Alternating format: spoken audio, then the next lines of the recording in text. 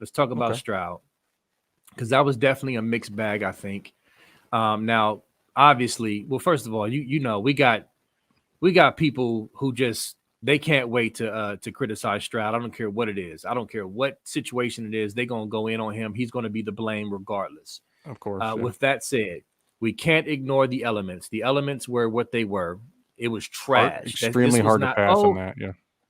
yeah, this was not a situation. It was like, oh, it's kind of windy today. No, it was windy, windy. It was really, really windy, Actually, like those were bad somewhat windy. those were hurricane gusts. I live in Florida. Trust me, I know. 65 mile an hour is a light hurricane gust. So yeah, that's bad. Exactly. So let's get that established. We're not gonna act like that was just some light gust. That was some serious stuff for I don't care who the quarterback is.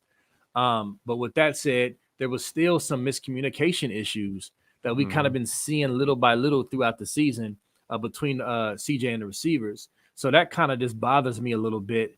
That what's going on with that.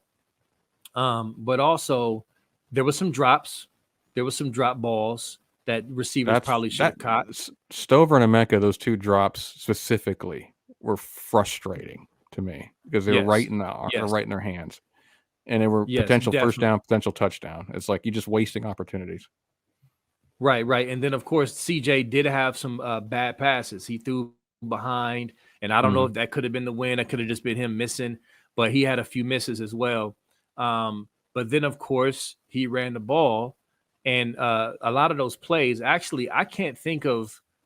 I think it was maybe only one play, one or two plays. I got to rewatch that wasn't a design run. That was just a scramble where he picked up a couple yards. They actually dialed up. People kept saying like, "Oh, finally CJ decides to run." Well, not really. Like Ryan Day called that play. That was Yeah. a called play.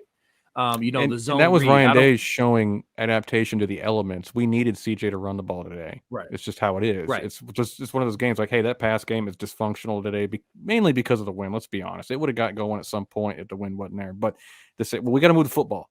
The traditional run game is not doing it necessarily. CJ, we're gonna have to trip him up a little bit. That fourth down call where he play action bootleg and he took it out. And Yeah. it was a read and he took it out. I was saying to my friend Steve right there, I was like, man, I wouldn't even hand it to mine right here. I'd have them all crash on mine and CJ keep it. And of course he did. I'm like, Yeah. see, it can work. Yeah. I don't. Now, Brandon, I'm with you. I don't want to see that 8 times a game. It was just today it needed to happen, right? Today it was too necessary.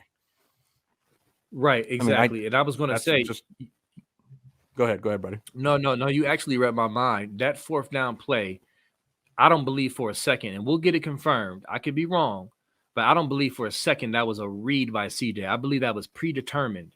That was a Probably. predetermined handoff based off of what they were doing, and they basically dialed that up, like keep it. You know what I mean? Because they were crashing down to stop the run, so it was there, like you said. Mm. And it gives teams in the future something to look at, doesn't it? I mean, when you're playing, even Michigan, say, hey, they will run it with CJ. It's not. It may not be. It might be a keep at the key moments in the game. That was a key moment in the game. We needed to keep that drive alive, and for him to do that was huge. And I think it.